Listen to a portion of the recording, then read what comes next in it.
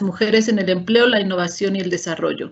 El enfoque o la línea que le quise dar es hablar un poco de siempre por qué es importante tematizar, ¿no?, estas situaciones, ¿no? Por qué las mujeres nos encontramos con ciertas dificultades, ¿no?, para entrar a la vida laboral, por qué no podemos participar o estamos también con algunos tropiezos al participar en temas como la innovación, ¿no? Y cómo eso influye en el desarrollo tanto, obviamente, de las mujeres como de la sociedad en general.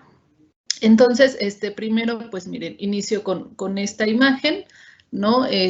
Tomada obviamente de la red, nos dice vergonzante invisibilidad de ilustres mujeres en el desarrollo de la biología molecular, ¿no? Es decir, habemos mujeres que hemos innovado la ciencia, pero no ha habido un reconocimiento y ahorita vamos a ir problematizando por qué. Mientras, pues aquí conocemos a 4 científicas, ¿no? Marta Cheris, Tusenko Okazaki, Rosalind Franklin y Esther Lederberg. Cada una, ¿no?, aportó al campo, como dice ahí, de la biología molecular y a, tecnologías o avances que hoy nosotros estamos nos estamos viendo beneficiados, ¿no?, como es el campo del ADN, ¿no? Y entonces, pues, ¿qué pasa cuando no somos visibles o cuando no nos conocen o cuando no conocemos a mujeres que ya han estado participando en el campo científico? Y bueno, tomo esta información del Instituto Nacional de las Mujeres, ¿no?, de su texto Desarrollo Económico con Perspectiva de Género, Buenas Prácticas en la Administración Pública Federal. Aunque este texto fue desarrollado exactamente en el marco de una solicitud del gobierno federal para poder comenzar a implementar el enfoque de género en su administración o en las distintas administraciones, el texto me parece que es relevante y lo podemos trasladar a cualquier área, ¿no?, la pública o la privada. Y entonces, bueno, este texto expone que la identidad de las personas y su papel en la sociedad provienen de lo que cada grupo social ha determinado que significa ser mujer u hombre. En nuestra cultura esto se ha traducido en desventajas, sobre todo para las mujeres, quienes enfrentan segregación e inequidad a causa de prejuicios y estereotipos perpetuados por muchos años, ¿no?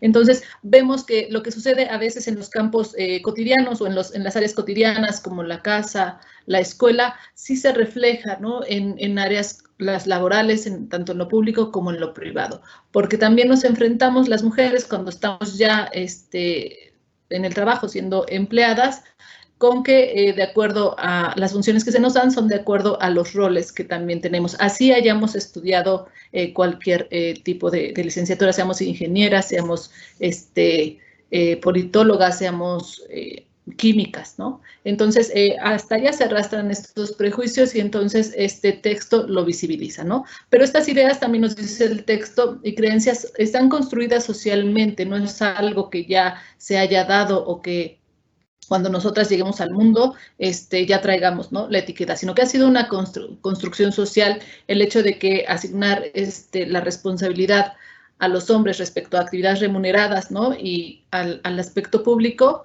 y a las mujeres se nos haya confinado al aspecto privado, que tiene que ver más con el cuidado de la casa, la procuración a la familia, el trabajo de cuidados, el trabajo afectivo, pues tiene que ver con estas construcciones sociales, ¿no?, de lo que podemos hacer. Y aquí está cimentado el hecho de que esto se refleje en nuestro campo laboral, ¿no?, en el hecho de que nosotras afuera en el campo científico, ya sea las ciencias exactas o las ciencias duras, veamos también como estos efectos en esas áreas.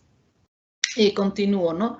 Y nos dice que a pesar de la creciente participación de las mujeres en las actividades económicas, este modelo que discrimina a las mujeres por ser mujeres genera situaciones de desigualdad. Y aquí me quiero detener, ¿no? La desigualdad es un aspecto que hemos naturalizado. Y ahora sí que en contraposición con otro concepto que es la diferencia se nos ha vendido como algo negativo, ¿no? Y la desigualdad se nos ha ido pues internalizando como algo que simplemente aparece ahí como natural. Y no, aquí lo que hay que quitar el aspecto negativo es al concepto de diferencia. Ser diferente es positivo, todos somos diferentes y eso es rico, eso nos hace que nosotros nos conozcamos en nuestra diversidad, pero la desigualdad no. La desigualdad ni es natural ni es algo positivo, porque no podemos estar en condiciones de desigualdad, ya sea por ser varón, por ser mujer, por pertenecer a un grupo étnico, por pertenecer a tener cierto tono de piel, ¿no? Entonces, la desigualdad no es algo natural, ¿no?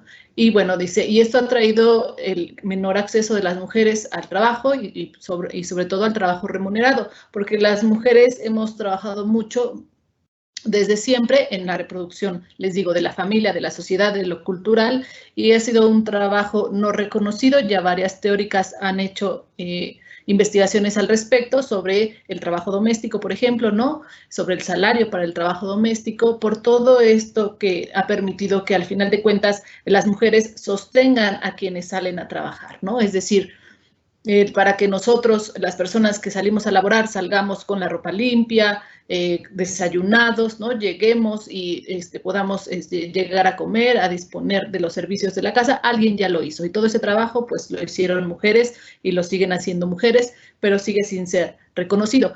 Ahora, si no es reconocido en la parte íntima doméstica, pues eso se traslada también al poco reconocimiento en la parte pública, ¿no? En la parte del trabajo, ya en la parte laboral, ya sea el sector privado o el sector público, ¿no?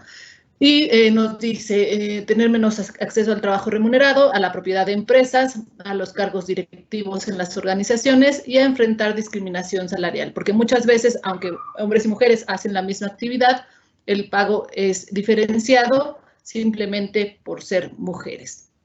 Y lo que les decía hace rato, además de sobrellevar la carga del trabajo doméstico.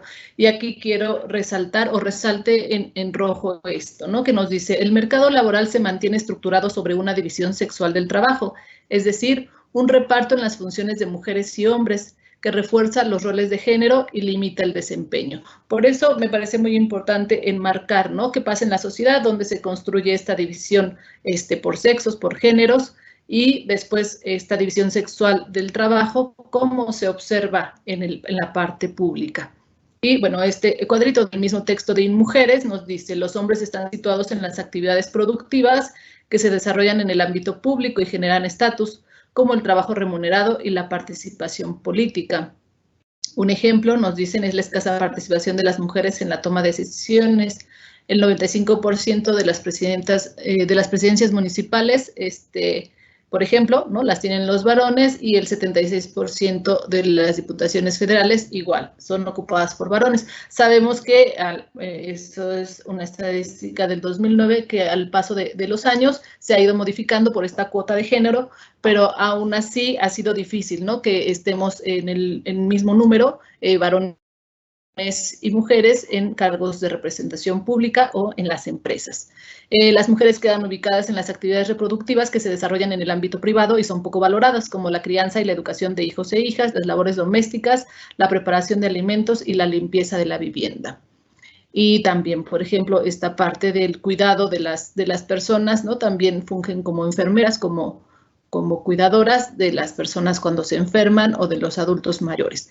La carga de trabajo doméstico diferenciado por sexo ilustra esta cuestión. Los hombres participan un 58% y las mujeres un 96%. También hay otra estadística que nos dice que igual en los trabajos domésticos las mujeres trabajan 12 horas más que los varones, ¿no? Y a veces los hombres a la semana trabajan 7 horas en el ámbito doméstico, y el resto del tiempo es ocupado por mujeres. Esto es importante, insisto, tenerlo en cuenta porque esto nos explica por qué algunos patrones o algunos estereotipos se reproducen ya en las dimensiones públicas en el empleo. Continúo. Vamos a ver datos, ¿no? Rescaté de 2 encuestas lo siguiente. De acuerdo a la encuesta nacional de ingresos y gastos en los hogares del 2018, en México habitan 64.4 millones de mujeres que representan el 51% de la población, ¿no? 51.5. De esas 64.4 millones de mujeres, el 24.3% son niñas de 0 a 14 años, el 24.8 son jóvenes de 15 a 29 años, el 38.2 son adultas de 30 a 59 años y el 12.7 son adultas mayores de 60 años y más. Y vemos que el grueso de la población, ¿no?, de 30 a 59 años, ahorita vamos a ver cómo se refleja en los aspectos de la dirección de empresas. Aquí quiero también rescatar que del 60% de las mujeres de 3 a 29 años, mejor dicho, solo el 60% de las mujeres entre 3 y 29 años, perdón, asisten a la escuela, ¿no? El otro 40%, por diversas razones, entre ellas la discriminación por género, no asisten a la escuela. De la población de 15 años o más, 6 de cada 10 personas sin educación son mujeres, ¿no? Es decir, conforme va avanzando el nivel académico, el grosor de las mujeres va disminuyendo en algunos casos, ¿no? Vamos a ver también que hay muchas licenciaturas, muchas carreras donde hay más mujeres que varones, pero ya como cuando salimos al campo laboral, son menos las mujeres que son empleadas o son menos las mujeres que llegan a cargos públicos y también a veces son menos las mujeres que en la docencia estamos representadas conforme se va avanzando a los semestres en ciertas carreras, es decir, conforme van llegando a los semestres de especialización, hay mayor número de varones dándoles clases a los estudiantes y a las estudiantes, y las mujeres estamos como en los campos más generalizados, ¿no? Eso también hay que notarlo. Siguiendo con la encuesta, los hogares donde las personas, donde las mujeres son jefas de familia, ¿no?, tienen un ingreso del 60%, y los hombres tienen un ingreso del 69.6%, ¿no? Entonces ahí vemos también cómo el salario, el ingreso es distinto para cada género. Otra encuesta, ¿no?, la encuesta nacional de ocupación y empleo nos dice en el 2019, es decir, hace 2 años, nos dice que las personas de 25 años y más que se desempeñan como funcionarios y directivos del sector público y privado, solo el 34.7% son mujeres, ¿no? Y podríamos pensar que es mucho, pero si pensamos solamente son 3 de 10 mujeres en el campo laboral están a cargo de pues funciones directivas. Y, por ejemplo, conforme va aumentando la edad, las personas, por ejemplo, entre 45 a 65 años que trabajan como funcionarios directivos, el 70% son hombres y el 29% son mujeres. Es decir, también la edad, cuando es marcada también por el género o atravesada por el género, porque las mujeres suelen jubilarse antes o suelen volver al ámbito privado antes, ¿no?, que los varones. Los varones pueden seguir en sus 70, 80 años fungiendo como directores en algunas empresas. Y bien, continuando con esto, nos dicen, en diversas instituciones públicas y privadas, las concepciones sobre los roles de mujeres y hombres se incorporan de manera natural, ya que se asocia a las personas, dependiendo de su sexo, con determinadas características, cualidades y actividades. El desequilibrio que han originado estos estereotipos y roles de género puede y debe modificarse mediante nuevas maneras de relacionarnos entre hombres y mujeres. Y yo creo que desde que estamos en las mismas universidades, ¿no? En semanas anteriores teníamos otra charla sobre el empoderamiento de las mujeres, ¿no?, desde la formación, porque muchas veces, como veremos más adelante en la plática, tiene que ver con que no nos creemos, ¿no? No confiamos en nuestras capacidades, no confiamos en nuestros conocimientos, pero eso sucede porque desde la formación nos vemos atravesadas por esta duda, ¿no? Ya lo veremos en un momentito, el llamado síndrome de la impostora. Entonces, desde esta formación debemos saber que tenemos la capacidad, el conocimiento para cuando lleguemos al campo laboral, estar seguras de ello, ¿no? Aunque haya también en el campo laboral o en los empleadores tienen estos estereotipos ya marcados sobre qué podemos hacer o qué no podemos hacer. En México, la participación económica de las mujeres ha aumentado de manera constante en los últimos 40 años. según el INEGI, ¿no? Nos dice que pasó de un 17.6% en los años 70 a un 41% en el año 2009. Sin embargo, esto no implica que la brecha salarial se haya, pues haya disminuido, ¿no? Al contrario, la brecha salarial ahí está. También hay una distinción entre el empleo. La mayoría de varones tienen un empleo formal y la mayoría de las mujeres se hacen de sus recursos económicos a partir de la economía informal, es decir, a partir de la generación de sus propios empleos, ¿no? Y vamos, no es que sea malo autoemplearte, ¿no? Pero no significa que alguien haya estudiado para terminar haciendo algo que no estudió, ¿no? Entonces tiene que ir ligada el hecho de ya estudié, ahora puedo acceder a un trabajo digno sobre lo que yo estudié.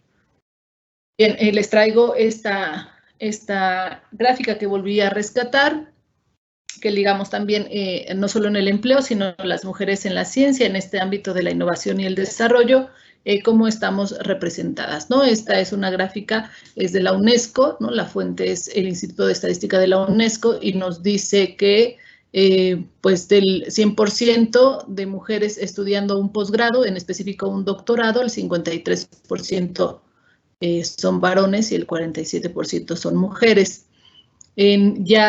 Cuando se centran o se dedican a la investigación, el 68% son varones y el 32% son mujeres. Y aquí nos hace un desglose por áreas y nos dice que en las ciencias exactas hay 181 mujeres en investigación y 1.089 varones, ¿no? La brecha se amplía mucho.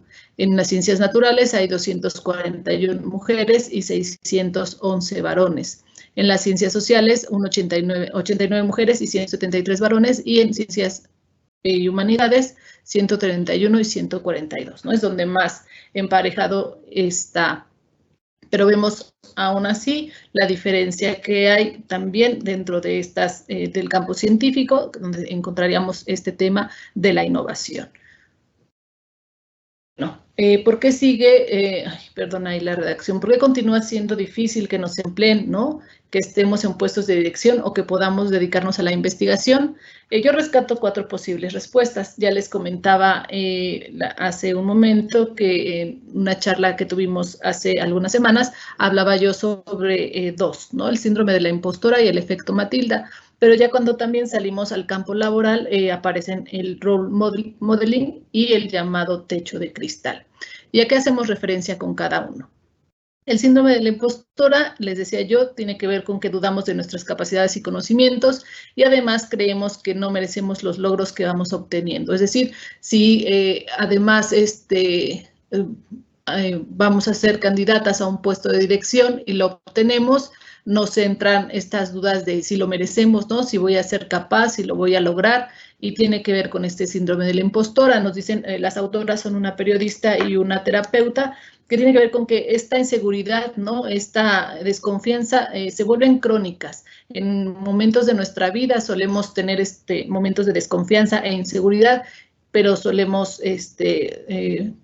superarlos. Pero este síndrome de la impostora tiene que ver con que se vuelve crónico, ¿no? De manera permanente, y tiene que ver con que desde la formación, pues eso, ¿no? No nos creemos, ¿no? Los conocimientos, no creemos en lo que podemos hacer, y tiene que ver también cómo los docentes intervenimos en esta formación, ¿no? Si estamos invitándolos, si estamos acercándolos a ambos grupos, ¿no? Varones y mujeres, a los conocimientos de manera horizontal, de manera equilibrada, si no estamos, por ejemplo, diciéndoles en el área, por ejemplo, de las ciencias exactas, los varones vengan y hagan estos experimentos y las mujeres van a limpiar el laboratorio, porque se dan los casos, ¿no? Entonces, tiene que ver con, entonces, que nosotros digamos, bueno, si soy capaz de hacer y de servir para lo que yo estudié, y eso tiene que ver con el síndrome de la impostora.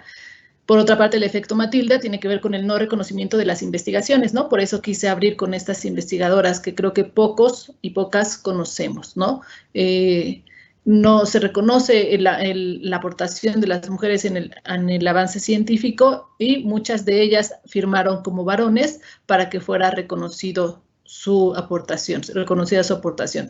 La otra que tiene que ver con el efecto Matilda es el robo de sus investigaciones, ¿no? Muchas mujeres que participaron en equipos donde la mayoría eran varones, los varones terminaban con el reconocimiento de estas investigaciones y no se reconocía la aportación femenina tampoco. Y la poca o nula difusión sobre las aportaciones de las mujeres, que se conecta con el siguiente punto, ¿no? Que es el role modeling, que tiene que ver con que al no vernos representadas en campos, en puestos de dirección, en la investigación, ¿no? En los avances y en los aportes, pues no viene esta parte de la inspiración, ¿no? Desde dónde me veo reflejada, dónde hay alguna mujer que haya hecho pues varias cosas, varios logros, ¿no? Porque, insisto, siempre se ve opacado por lo que han hecho nuestros compañeros varones. Y con lo siguiente no quiero, o sea, con lo que estoy compartiendo, no quiero decir que el varón es el malo del cuento, los varones son los malos del cuento, sino eso, lo que yo decía hace rato, son construcciones sociales en las que ambos géneros nos vamos desarrollando, vamos creciendo, pero si no las cuestionamos, si no las criticamos, ambos estamos contribuyendo a reproducirlas, ¿no? Y por eso es importante empezar por la visibilización de pues lo que no miramos, ¿no? Cómo hemos sido segregadas, cómo fuimos confinadas al ámbito doméstico, cómo después, ya que estamos en el sector laboral, el salario es menor, ¿no? Por múltiples razones que ahorita también voy a mencionar. Y entonces lo que tenemos que hacer es caminar a la par, ¿no? Es hacer que ambas personas en cualquiera de los espacios en los que nos desempeñemos tengamos las mismas oportunidades y los mismos derechos. Y por último, el llamado techo de cristal, ¿no? Que son las normas no escritas que imposibilitan o dificultan el acceso de las mujeres a los puestos directivos, ¿no? Eso tiene que ver con que eso, ¿no? Ya somos doctoras, ya hemos hecho investigaciones, pero nunca pasamos de ser la maestra, la docente, ¿no? Porque no podemos dirigir hasta apenas, ¿no? Creo que en este año hay la segunda universidad en el país, si no mal recuerdo, que es dirigida por una mujer, ¿no?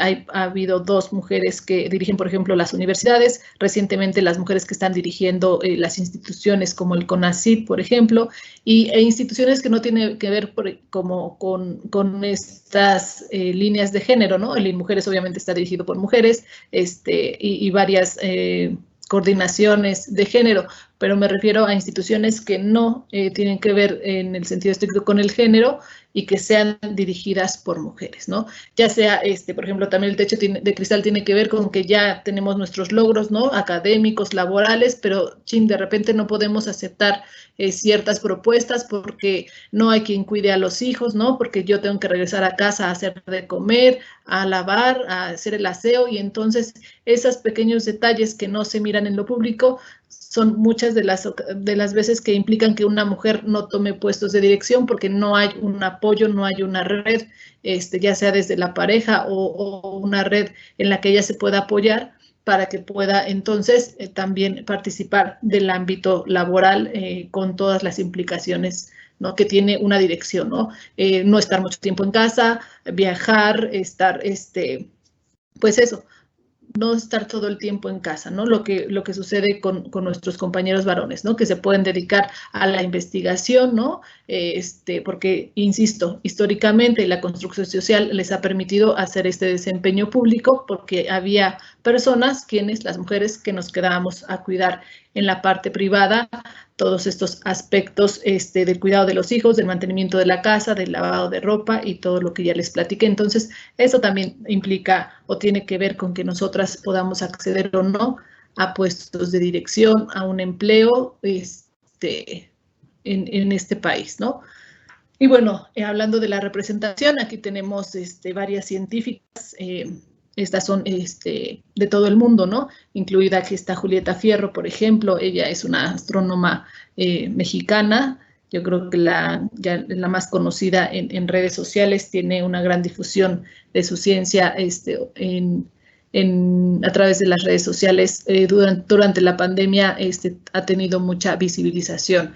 Y bueno, vemos también ahí a Marie Curie, vemos a Hipatia de Alejandría y tantas mujeres que han contribuido a la ciencia.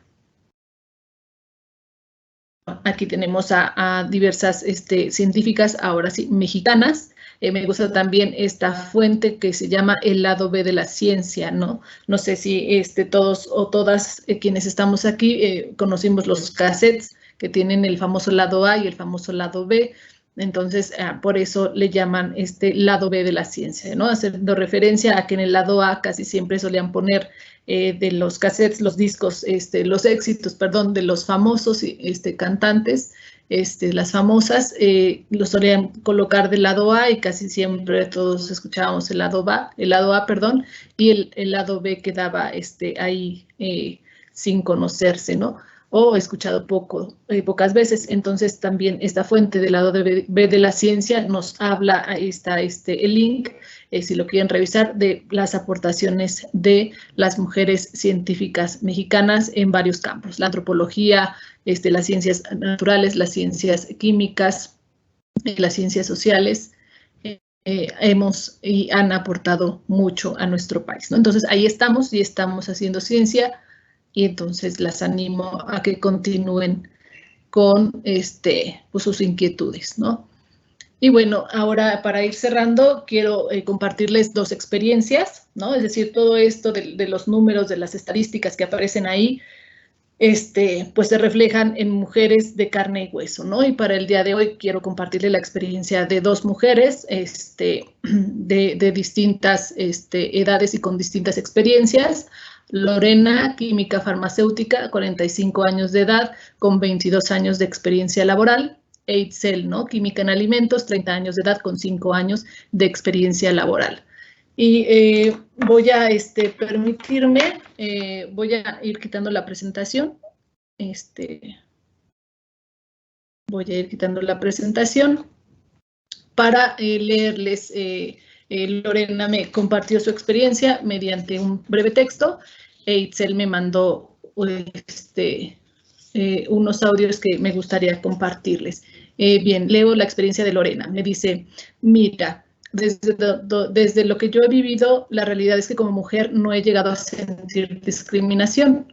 Sin embargo, en algunos momentos las preferencias pueden llegarse a sentir, y aunque se manejan sutilmente, es una realidad que como sociedad aún necesitamos aprender a darnos necesitamos aprender a darnos ese valor como mujeres, ya que muchas veces se nos hace sentir que no estamos bien preparadas o que los puestos de directivos son poco probables que sean asignados a mujeres.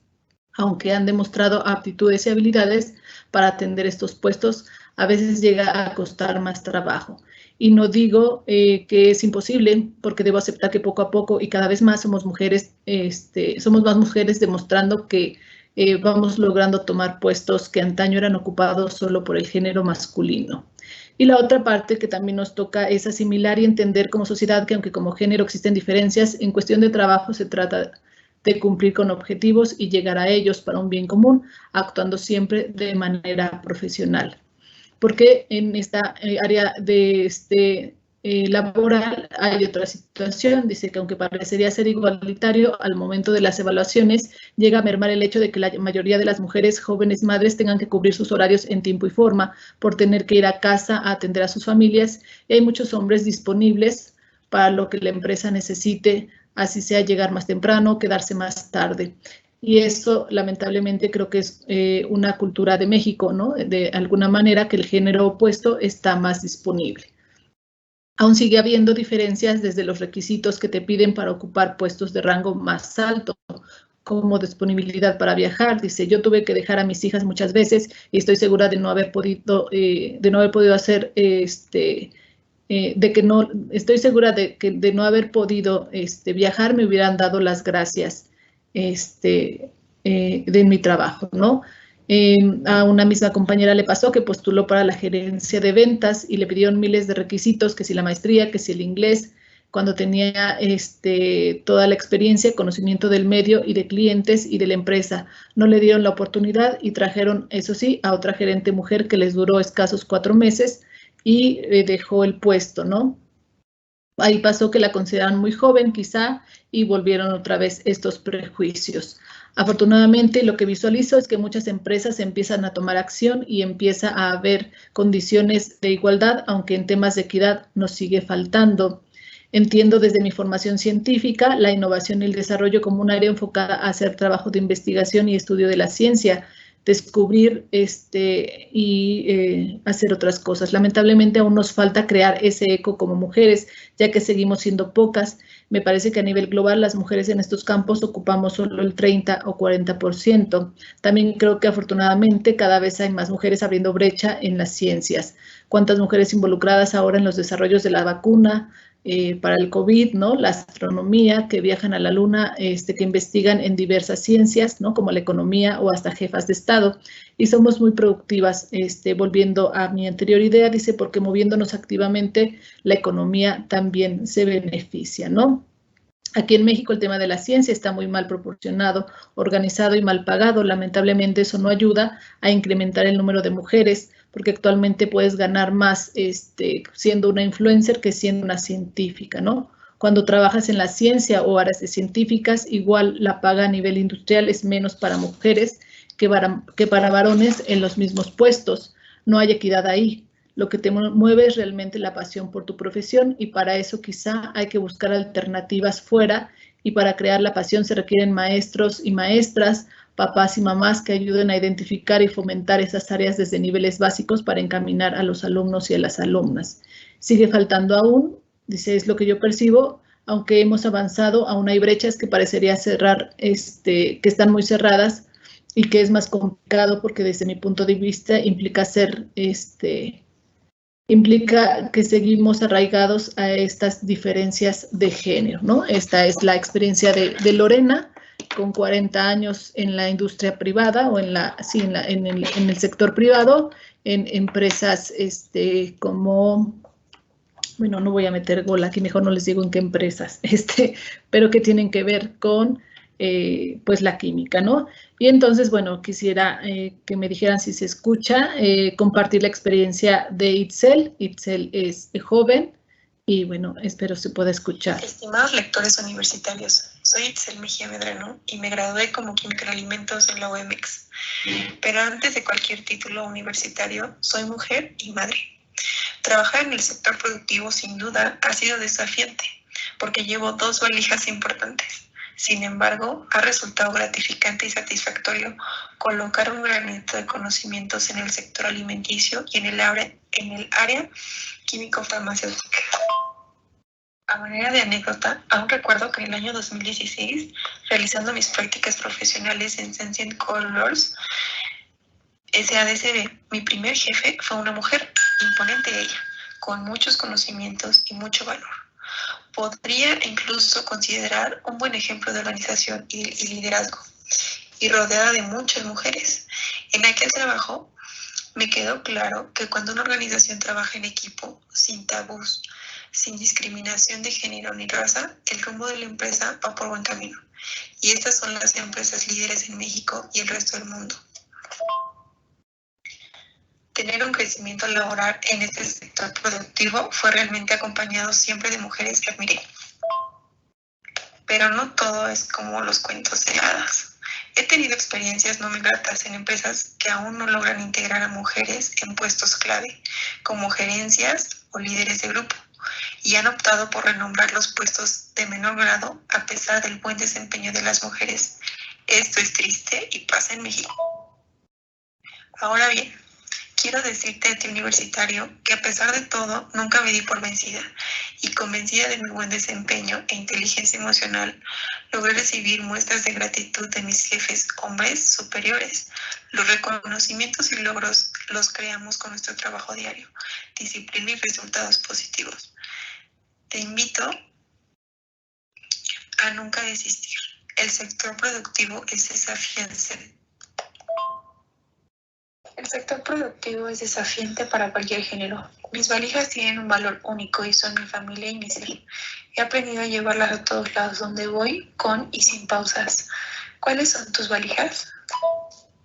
Y bueno, chicos, chicas, estas son 2 experiencias, ¿no? Que quise aterrizar porque a veces hablamos de números, hablamos de estadísticas, pero cómo atraviesa todo esto que nosotros nombramos a las mujeres que ya están abriendo brecha, a las mujeres que ya están allá afuera haciendo todo lo posible porque tengamos lugar, porque tengamos reconocimiento y porque podamos tener la misma oportunidad que nuestros compañeros en cualquier sector, ¿no? Yo le dejaría hasta aquí para poder también tener una interacción con los estudiantes y el público que nos esté acompañando. Muchas gracias.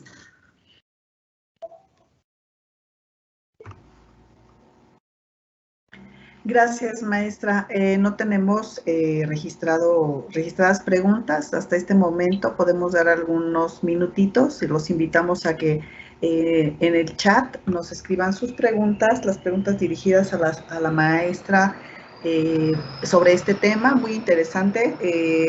Las cifras que nos muestra, maestra, son importantes. ¿Sabes? Es importante conocer estos datos en los porcentajes de participación de mujeres en empresas en el ámbito laboral, en el área de cuidados. Es realmente un tema que no se visibiliza muchas veces. Entonces, estaríamos dando oportunidad a que nos escriban sus preguntas, por favor, y en unos minutitos también pondremos la lista de asistencia. Jenny, no sé si tengas algún comentario. Pues es muy importante el tema. La verdad es que las mujeres nos ha tocado abrir brecha en muchas de las áreas que a lo mejor eran exclusivamente para hombres, y pues hay mujeres que han precisamente tocado esas puertas y han ido abriendo para que otras mujeres se puedan ir incorporando. Maestra, ¿cree que ya es más factible en aquellas áreas en donde pues a lo mejor las ingenierías, a lo mejor en el área política, ya hay más participación entonces de mujeres? Se va abriendo, ahorita no tendría el dato, pero igual Lorena me comentaba que ella es química, a veces todavía lo que se enfrentan es a las tareas que son asignadas, ¿no? Muchas veces las mujeres son contratadas para áreas que se relacionan más con esta naturaleza femenina, ¿no? Del trato al público, por ejemplo, las ventas, ¿no? De estar en algún área organizacional porque somos mejores supuestamente organizando. No tanto pensando en la formación que tiene la persona, ¿no? Es decir, es química, tiene sobre química, o es ingeniera, ¿no? O es médico, que puede aportar desde su campo de conocimiento, ¿no? Se sigue pensando más en, bueno, como es mujer, es más apta para esta área, puede entrar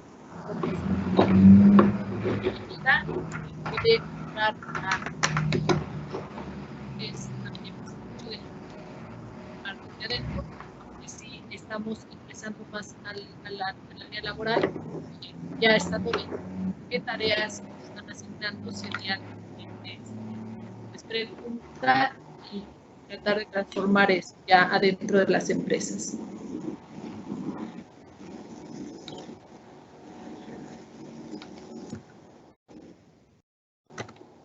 Muchas gracias, maestra. Ya tenemos algunas preguntas.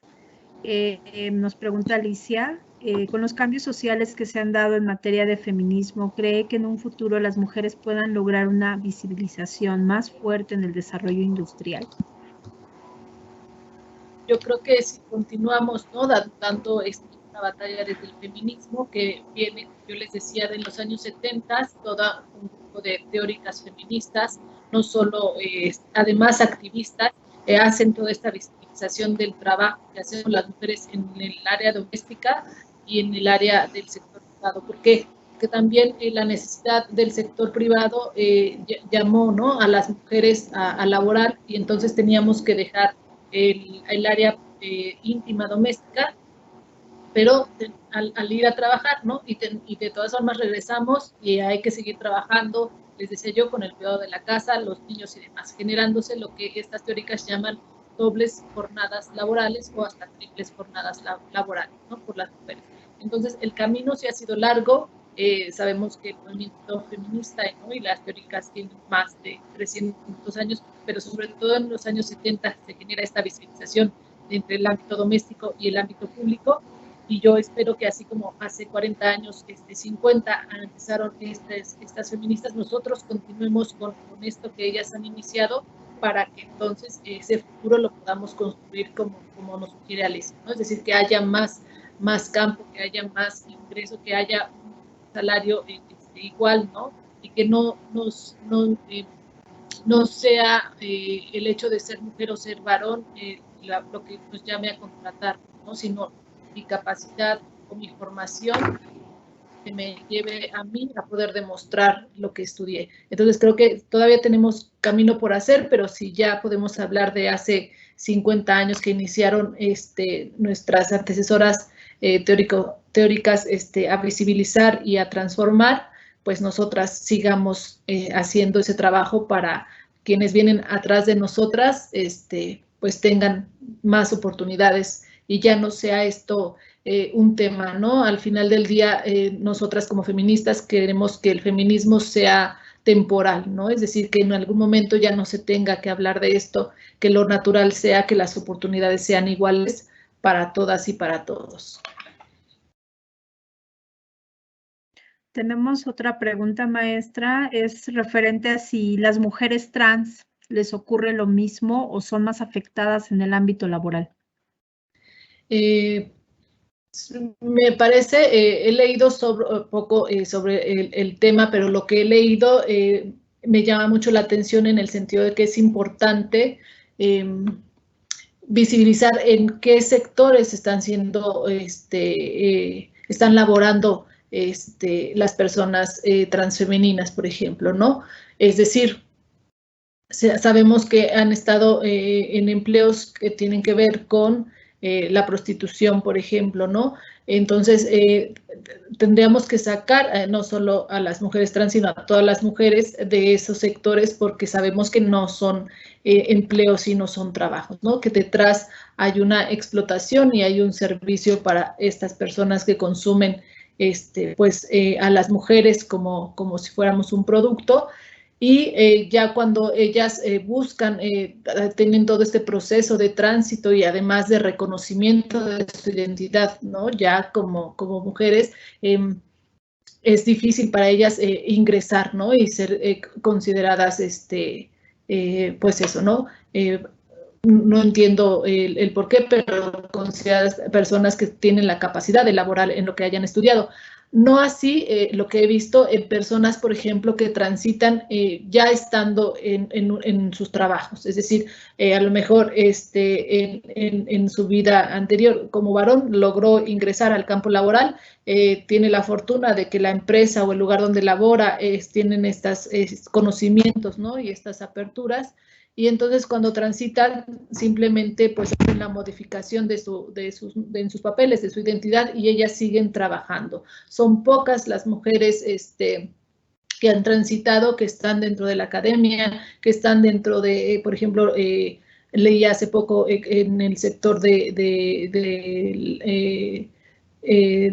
las representación, por ejemplo, siendo diputadas o alcaldesas, es complicado, pues, ¿no? Si a veces por tu preferencia, ¿no? Ya te están tachando de que pareciera que tu preferencia te lleva a ser incapaz, ¿no? De llevar a cabo una acción. Ahora el tránsito también se complica. Como sociedad mexicana nos hace mucho falta avanzar, ¿no? En ese conocimiento y respeto a la diversidad genérica, y de por sí ya es complicado con las mujeres, a veces en el caso de las mujeres trans o también es difícil, ¿no? Entonces creo que sí, primero es sacarlas de ciertos sectores, entre comillas, laborales, porque yo no considero a la prostitución como un trabajo. Hay posturas que sí. En mi postura no, me parece que hay una explotación detrás. Primero es sacarlas donde está la mayoría de mujeres trans, pues llevando una actividad para poder percibir un ingreso, y después pues visibilizar, por ejemplo, a las mujeres trans que sí están en un trabajo formal, para entonces conocer sus experiencias y mirar cómo es que afortunadamente han podido llegar a esos ámbitos para poderlas replicar, ¿no? Sería lo que yo podría responder ante este tema.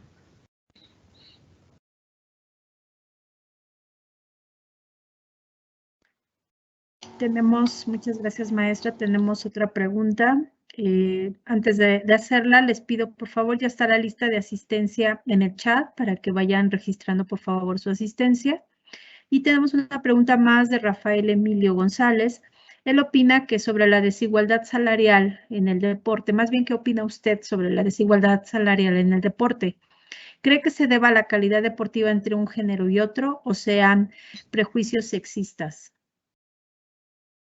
Pues creo que son prejuicios sexistas, ¿no? Creo que en el deporte pues nos podemos desempeñar y lo que te lleva a ser una deportista de calidad son tus entrenamientos, ¿no?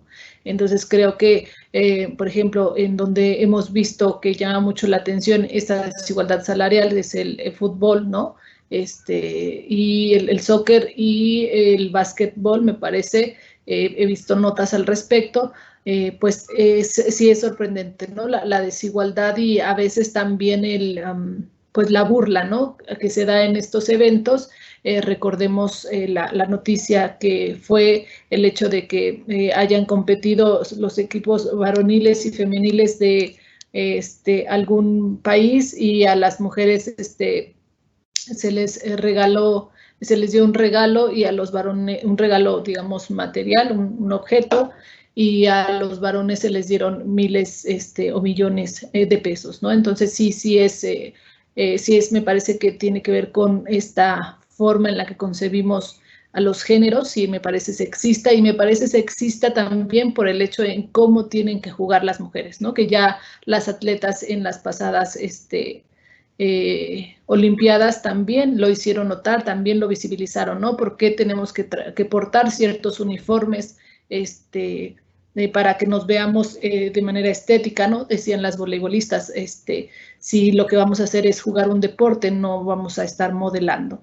Entonces creo que también tiene que ver con que hay varias cosas que todavía las mujeres en ciertos sectores, como por ejemplo el deporte y el deporte que se transmite, por ejemplo, a nivel nacional por televisiones, por los medios, pues sí, todavía hay una cosificación del cuerpo de las mujeres en el que pareciera que el ver jugar a las mujeres es más para un entretenimiento o una... para que visualmente los espectadores lo disfruten, que el hecho de cuando vemos el